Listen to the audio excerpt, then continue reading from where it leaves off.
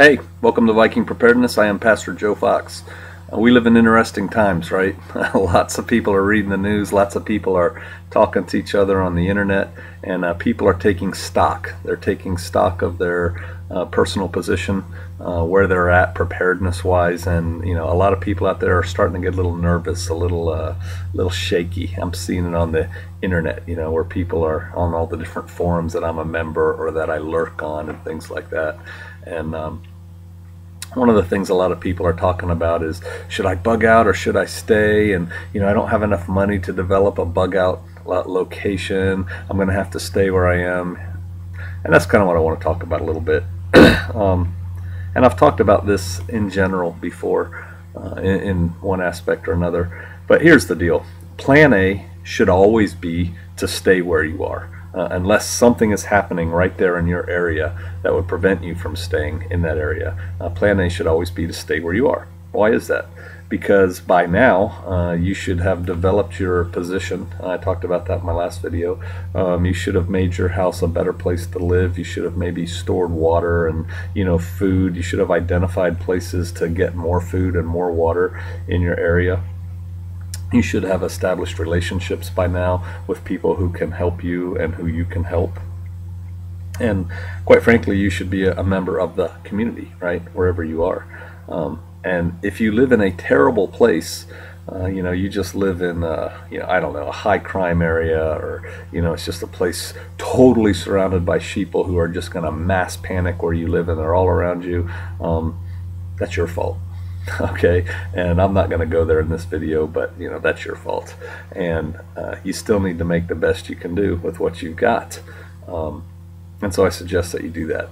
What about an alternate bug out location? People say, well, I can't create a little survival retreat right here where I am and get double of everything and stock it up in this other place, in this other bug out location, another backup location. And I agree. Most of us cannot do that. I mean, who can do that? Very few people can afford to live at their current house and then build, some survival ranch in Montana or something like that, unless you're a movie star or something like that. But here's the deal. You need an alternate bug out location, because I don't care how great of a place you live in. And right now I live in a pretty good place. High Prairie Acres is kind of off the beaten track a little bit. I've got orchards and critters and friends and contacts, and I'm networked, and it's a good place, but I've got alternate bug out locations. Why? Something could happen here. A tornado could hit my house. Y'all forbid a fire could burn it down or something, or I could be caught away from home and have no way to get home, but able instead to get to one of my alternate locations. So right about now you're wondering, well, Pastor Joe, what kind of congregation are you pastoring? You got enough money to have several alternate locations. They didn't cost me any money. Here's what you can do. You can make deals with people. You can, and I write about this in my book. Here comes a shameless plug, survivalistfamily.com. Do I have one laying around here? No. If you go to survivalistfamily.com, you can buy my book, and I talk about this there. But you can make arrangements with your Aunt Millie. Hey, Aunt Millie, if things get bad, we want to come out and live on the ranch with you and Uncle Bob. Is that okay? You need to get that permission first. And you might want to store some things at Aunt Millie's house or out in her barn if she says okay, like maybe shoes in your kids' sizes, or if you need feminine hygiene products and they don't, something like that, something that you would need that they might not need. You might want to go ahead and store that there now. Probably wouldn't hurt to store some food there, but I start understanding if it's like, hey, I barely have enough money to store food up at my primary location. I don't have enough money to go there. Okay. And so that's one thing you can do, but you should keep minor supplies there, just so you're not a hardship on Aunt Millie, as it were, when you show up.